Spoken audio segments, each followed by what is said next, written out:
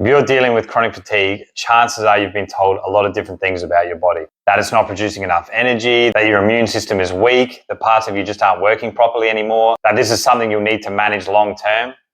I remember how scary that was. Not just because of the symptoms themselves, but because I didn't understand what was actually happening in my body. Because when you don't understand what's going on, everything feels dangerous. Every symptom feels like damage. Every flare feels like proof that you're getting worse and that your body is failing. And that fear alone can keep you stuck for a very long time. So I want to explain what chronic fatigue is in a way that removes fear and helps you see why recovery is possible. Let's start with the name itself, chronic fatigue syndrome. Before I developed this condition, my understanding of it was pretty basic. I didn't know anyone who had it. I just thought it meant feeling tired all the time and needing to sleep a lot. What I didn't realize was just how devastating and life-altering it can be. Once it developed, it stripped away everything that made me feel like me. I couldn't work, I couldn't exercise, I couldn't travel, I couldn't play sport or socialize. At my worst, I couldn't even leave my house. And the symptoms went far beyond fatigue. Migraines, vertigo, pain throughout my body, digestive issues, constant viral infections, anxiety, depression. And one of the hardest ones to deal with was guilt. Feeling like I was letting my family, my friends and my workmates down because I couldn't function the way I used to. The mental and emotional burden was just as heavy as the physical symptoms. All of that paired with being told this wasn't something you could recover from, and the complete lack of clarity around what even causes it made it feel incredibly isolating. That's why I call chronic fatigue a blanket label, because it's not just being tired. There's so much more going on beneath the surface. For many people, this condition begins after periods of prolonged stress, illness, injury, emotional overload, physical burnout, or a combination of the above. Sometimes symptoms come on slowly, gradually getting worse over time. Other times they appear almost overnight, seemingly out of nowhere. Either way, when symptoms show up, they're naturally alarming.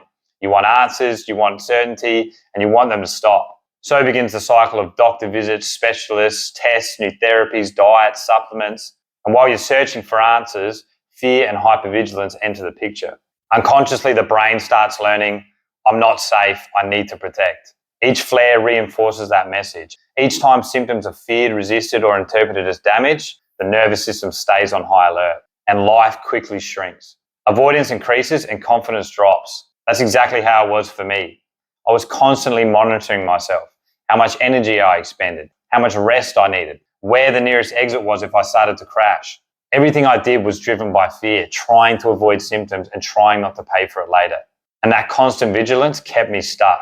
But before we go any further, I want to make a few things clear, because a lot of what people get told about chronic fatigue actually adds more fear and frustration, not clarity. So chronic fatigue is not laziness, it's not weakness, it's not your fault, it's not because your body is damaged or that you've biologically run out of energy, and it's definitely not all in your head. The symptoms are very real, but the question isn't whether they're real, it's whether they're appropriate. See, at its core, chronic fatigue is a protective pattern. It's the nervous system being stuck in a state of fight or flight. Your nervous system's job is to keep you safe, and when it perceives threat, it turns the volume up on protection.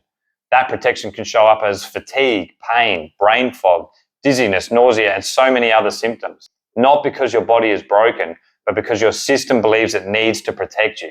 In acute situation, this response is helpful. Pain alerts you to injury. Fatigue forces rest so the body can recover.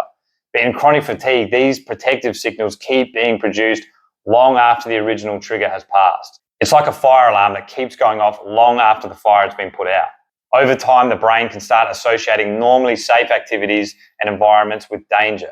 Movement, foods, work, social situations, even thoughts and emotions. Once those associations are learned and repeated, they strengthen neurologically and the nervous system starts responding automatically. That's why symptoms stay persistent no matter how much someone tries to manage or avoid. And I get it. For a long time, managing and avoiding was my only option. I didn't know any other way. But constantly managing and avoiding life doesn't retrain a nervous system that's learned danger. In fact, it reinforces the message that life is unsafe. Avoidance tells the brain, you're right, this is dangerous. And the brain responds by turning protection up even more. Over time, the neural pathways that produce protection signals like fatigue and pain become well rehearsed, forming a superhighway in the brain that sends those signals fast and automatic. This is where understanding neuroplasticity becomes so important. Neuro refers to the brain and nervous system. Plasticity means it's malleable, capable of change. Neuroplasticity is the process that allows these patterns to form in the first place, and it's the same process that allows them to be changed. It's the brain's ability to rewire itself through experience and repetition at any age.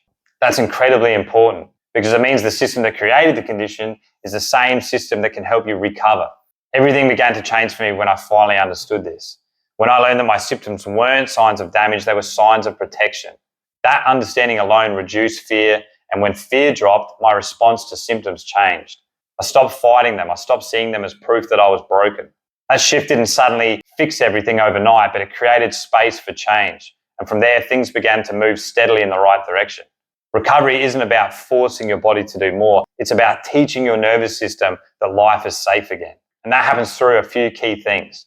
First, understanding. Knowledge lays the foundation for recovery. Understanding neuroplasticity and how to consciously influence it. The mind-body connection, the physical emergency response, your fight or flight. The fatigue is regulated by your brain, not by how much energy your body has. Our beliefs, language, focus all influence your experience. Gaining understanding doesn't just reduce fear, it builds confidence. Second is tools. Learning tools that harness neuroplasticity so you can rewire your brain toward what you want. Becoming aware of what's been running unconsciously for so long. Interrupting old patterns and deliberately creating new ones. This requires stepping into the driver's seat, not just of your recovery, but of your life. And third is support. Having someone or a group who understands this condition and how to move through it. This was huge for me, especially early on when fear and doubt would flare up. Having that guidance helped me pause, reset, and keep moving forward instead of spiraling. And this part really matters. Recovery isn't just about having one of these pieces. If you only have knowledge but have no tools, you can understand what's happening and still feel stuck. If you only have tools but no understanding, you can end up forcing change without safety. And if you're doing this alone, fear and doubt can easily pull you backwards. Real sustainable change happens when understanding, tools, and support work together. It's what created the environment for me to recover fully and to live my life with confidence. If you're watching this and you feel overwhelmed about your recovery journey, now isn't the time to do more or try and push yourself harder. It's time to do things differently. Recovery doesn't just start with forcing your body. It starts with understanding what's actually going on so that fear can settle and your nervous system can begin to change. From there, it's about having the right tools and the right support and giving yourself permission to move forward with consistency, patience, and self-compassion. This is not a quick fix, but it is a real path forward. This work isn't just about recovering from chronic fatigue. It's about rebuilding trust and confidence in your body and creating a life that feels bigger and more meaningful than before. My condition became the stepping stone to the life I have now, and it can be for you too.